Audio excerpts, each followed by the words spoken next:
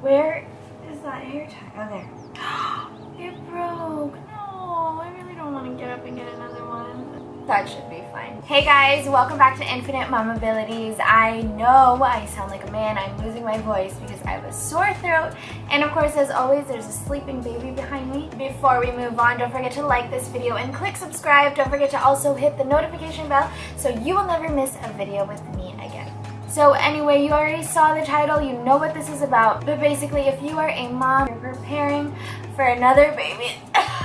Anyway, if you are a mom and you're pregnant with another baby or you're preparing for another baby, we know how scary of a thing it can be sometimes. We want it and we're excited for it, but sometimes it can be a little scary. And one of the things that scared me a lot was how on earth I was going to be able to be a mom of more than one child. Like, I was like, what? Like, how? But here I am now with 3 and they're all still alive and I'm still alive too. So as much as of a transition it is for moms to transition from one baby to having another or multiple babies, it is also a transition for our older baby. So in this video, I'm going to share with you guys just a few tips that helped me out and what helped out my kids also as they transition into having another baby in the house. So here are 3 tips on bringing home baby to an older baby.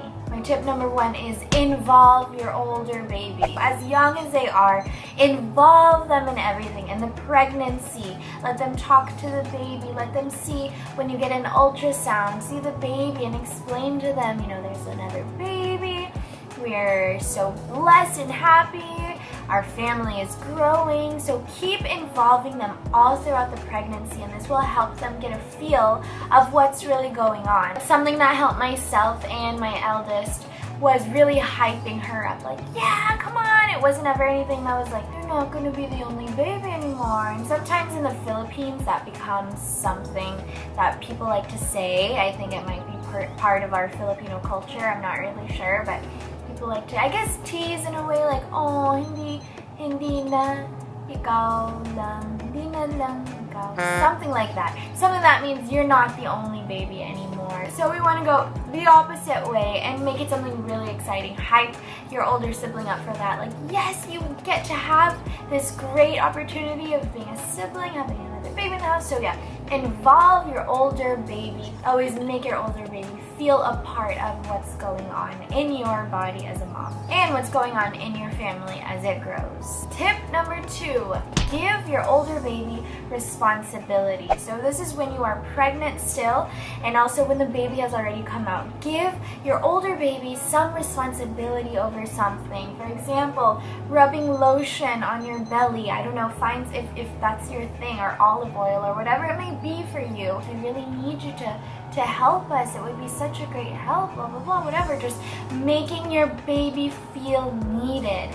And not only when you're pregnant, but also when your younger baby has already come out. So changing the diaper. Asking your older baby, can you please help me throw the diaper out? Or can you help me put some water on the cotton or give me the wipes, whatever it may be.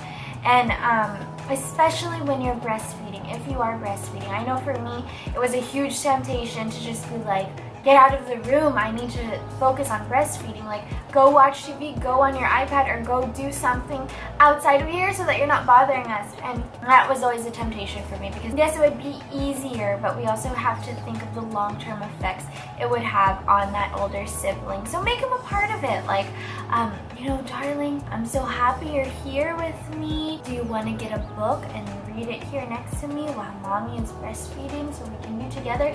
Whatever it is, just give him or her something to be responsible for in every way so that the older sibling is never feeling like, oh, I'm not a part of this anymore, or oh, I'm not welcome here anymore, or whatever. What is going on with my hair? You know, my kindergarten picture looked exactly like this. My hair was just flipped that way and I don't understand why. Anyway, when we give our older babies something to be responsible for within the transition, it makes them feel like, oh, I'm a part of this. There's a great way I can help. Or, you know, especially when they're toddlers and they always want to do things on their own, this is a great opportunity for them to build that confidence that, oh, okay, my mommy really needs me, or my daddy really needs me.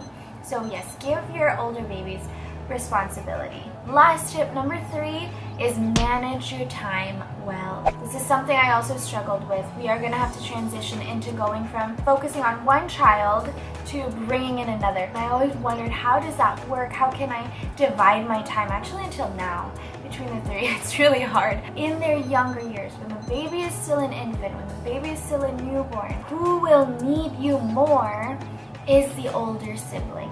So of course, your newborn will need you for breastfeeding and for cuddles when it's needed, and for going to sleep sometimes, and for bathing and everything. Basically, that baby will depend on us as moms. But our older babies should not be neglected in any way. They actually need more of our attention during this time because, again, if they're young, if they're in their toddler years, they're aware of what's going on.